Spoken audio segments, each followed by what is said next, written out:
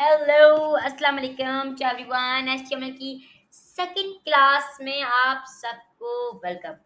तो भाई हम एचटीएमएल की आज फर्स्ट क्लास में मौजूद हैं। सबसे पहले हम उसकी बेसिक्स और स्ट्रक्चर्स को पढ़ेंगे, जो कि हम ऑब्वियसली लास्ट क्लास में पढ़ चुके हैं। If you didn't see this, मैं डिस्क्रिप्शन में आई बटन में उसका लिंक दे दूंगा एंड क्रेडिट्स में भी उसका लिंक शेयर कर दूंगा एंड डिस्क्रिप्शन में भी हो सका तो मैं उसका लिंक दे दूंगा, प्रोवाइड आप लोगों को कर दूंगा।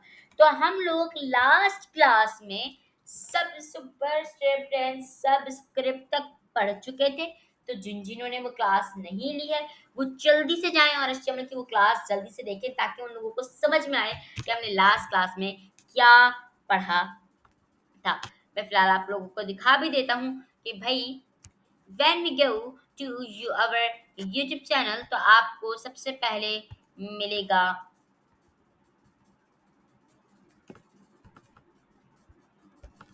यहाँ पर। अगर आप जाएंगे तो यहाँ पर आपको क्लास नंबर 2 का पार्ट नंबर 1 और 2 मिल जाएगा। आप वहाँ से क्लास ले सकते हैं। इसके अंदर we all discussed about the underline and all about that. ठीक है। तो आज हमारी क्लास 2 है, एज वी नो दैट। सबसे पहले हम जाते हैं यहाँ पर and we open our work space. ठीक है जी।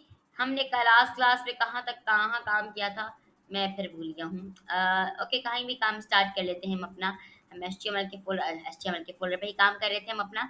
हम यहाँ पर एक फोल्डर क्रिएट करते हैं विच इज नेम एज, हम क्लास नंबर 2 ऑब्वियसली यहाँ पर हम क्लास नंबर 2 को बनाते हैं। ठीक है।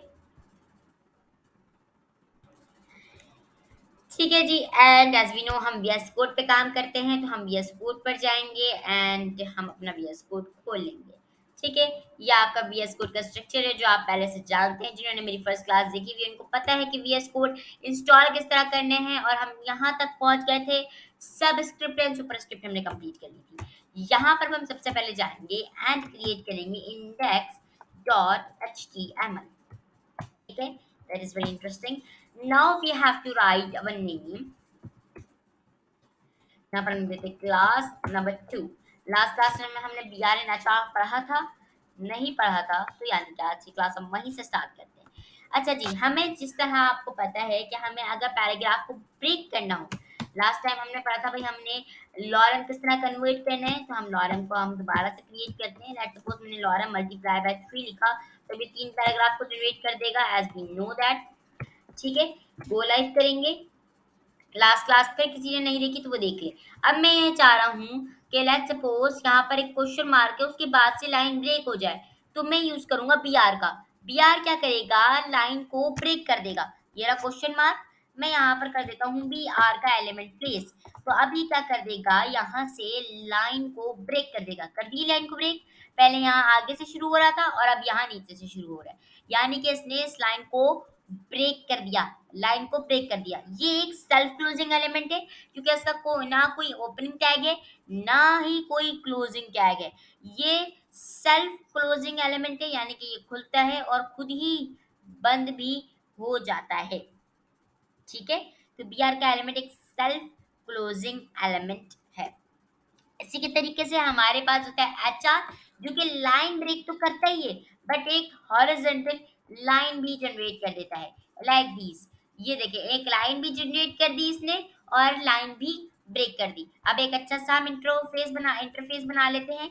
इस तरीके का भाई, यहाँ पर एक एच1 लिखता हूँ, यहाँ पर लिखता हूँ क्लास नंबर 2 एंड यहाँ पर मैं लिखता हूँ सिंपली एच आर।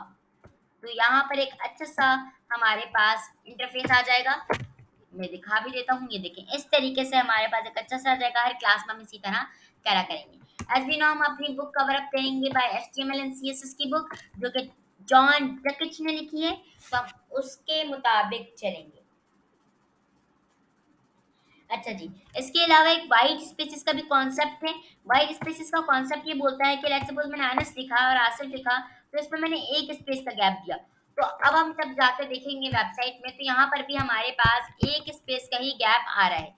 बट अगर मैं इसमें मल्टीपल स्पेसिस दे देता हूँ लाइक दीज, तो अब भी वो सिर्फ एक ही स्पेस को कंसीडर करेगा। ये देखें, एक ही स्पेस को उसने कंसीडर किया।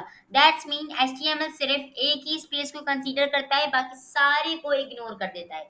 चाहे मैं कितना भी सारे स्पेसेस डाल दूं, सारे स्पेस को इग्नोर कर देगा, सिर्फ एक स्पेस को ही एक्सेप्ट करेगा। ठीक है, मेरी ये बात भी क्लियर हो गई होगी। हमने लास्ट क्लास में स्ट्रक्चर को डिफाइन कर लिया था। देन वी डन टाइटल पढ़ लिया हमने, पी पढ़ लिया हमने, ठीक है। पैराग्राफ H1 से लेकर H6 तक हमने पढ़ लिया, ठीक है। And bold, italic, subscript, superscript, BR, where, semantic elements में स्ट्रॉन्ग नहीं पढ़ा मेरे ख्याल से। मेरे ख्याल से पढ़ा है हमने। सिमेंटिक मार्कअप हमने डिस्कस किए हैं, नहीं किया हमने सिमेंटिक मार्कअप डिस्कस, मेकअप से यही समझ रहा हूँ। फिलहाल हमने B R N H R discover किया, स्पेस थ्योरी डिस्कस की। अब बात करते हैं सिमेंटिक मार्कअप में।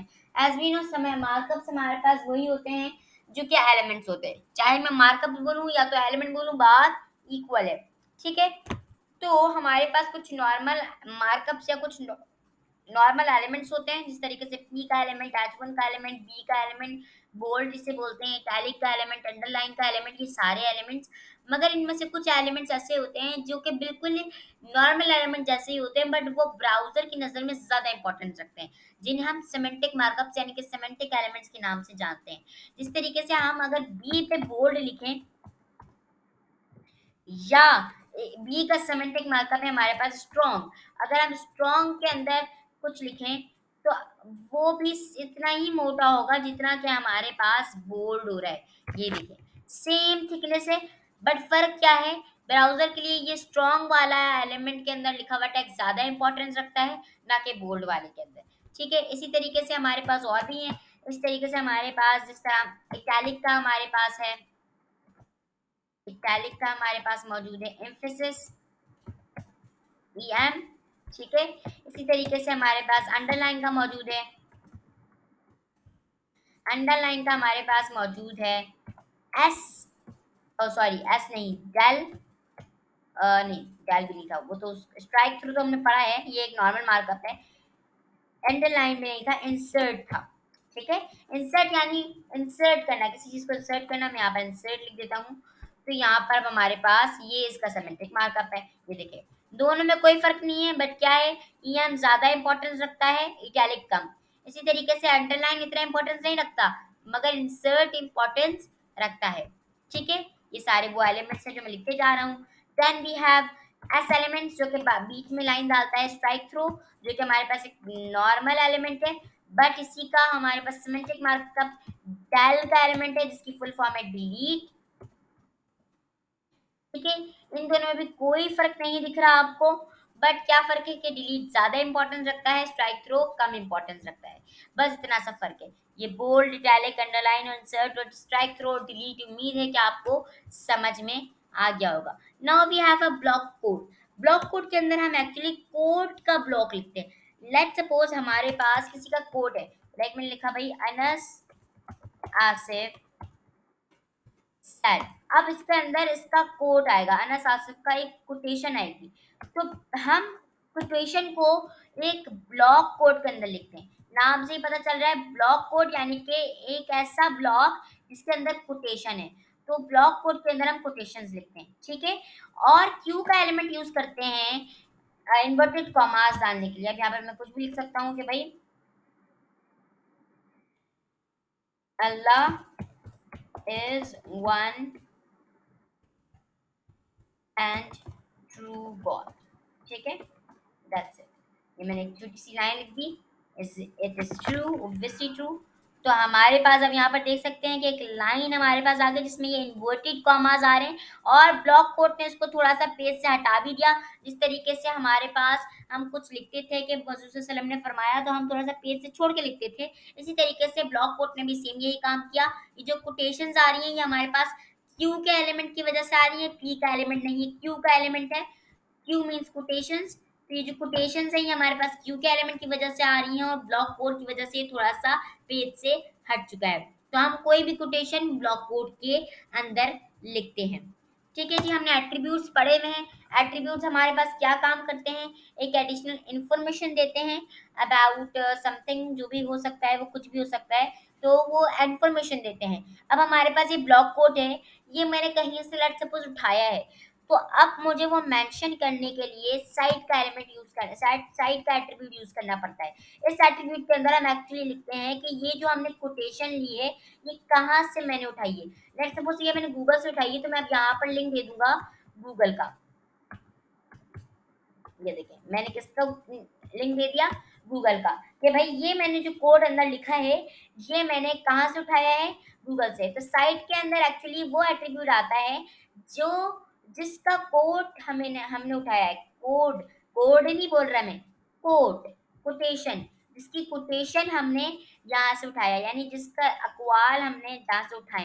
यानी लेट सपोज मैंने अल्लामा इकबाल का जो एक कोल है, वो मैंने किसी और वेबसाइट से उठाया है, तो मुझे मेंशन करना लाजमी होता है ब्लॉक कोड के अंदर कि मैंने कहाँ से उठाया। तो हम साइट का एलिमेंट यूज करते हैं और उसके अंदर उस वेबसाइट का यूआरएल देते हैं कि भाई मैंने इस वेबसाइट से ये चीज उठाई है। ठीक है जी, साइट का एट्रीब्यूट मुझे उम्मीद है कि आपको समझ में आ गया होगा। नेक्स्ट वी हैव DFN, जो कि डेफिनेशन को डिफाइन करता है। इसके अंदर हम डेफिनेशंस लिखते हैं, जिस तरह हम ब्लॉक कोड के अंदर कोटेशंस लिखते हैं, इसी तरह DFN के अंदर डेफिनेशन लिखते हैं। लेट्स सपोज मैं नाउन लिखता हूँ यहाँ पर, तो अब मैं यहाँ पर नाउन डेफिनेशन लिख सकता हूँ, any name is noun, simple. तो अब इसके अंदर हम कोई भी डेफिनेशन लिख सकते हैं। ये देखें DFN, जिसके अंदर ये थोड़ा सा वैसे आ जाता है, ये टैलिक हो जाता है, जो थोड़ा सा रेफरेंस करता है डेफिनेशन को। तो अब एब्रिविएशन हम पढ़ते हैं, एब्रिविएशन थोड़ा सा लास्ट में पढ़ेंगे। देन वी हैव DFN, जिस तरह मैंने आपको बताया अभी कि भाई हम इसके अंदर डेफिनेशन लिखते हैं। अब हमारे पास आता है साइट का एट्रीब्यूट, हमने पढ़ा जहाँ भी साइट का वर्ड यूज है दैट्स मीन ये रेफरेंस की बात हो रही है। ऊपर साइट क्या कर रहा था, रेफरेंस दे रहा था कि भाई ये चीज हमने कहाँ से उठाई है। अगर नीचे बात करें तो ये रेफरेंस देता है, साइट का एलिमेंट यूज होता है अगर हमें किसी चीज का रेफरेंस देना है। Like the great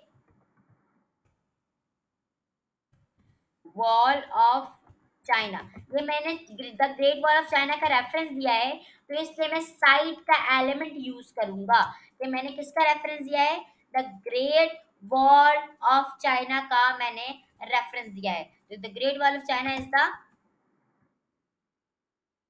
longest wall in the world. ठीक है, मैंने ये एक लाइन लिखी, तो अब मैंने इसका रेफरेंस किसका दिया है, भाई मैंने the great wall of China, एक जैसी चीज का मैंने रेफरेंस दिया, तो मैं इसको किसके अंदर डाल दूंगा, साइट के अंदर। इसका इफेक्ट क्या होगा कि ब्राउजर की नजर में इंपॉर्टेंट हो जाएगा और ये थोड़ा सा इटैलिक भी हो जाएगा।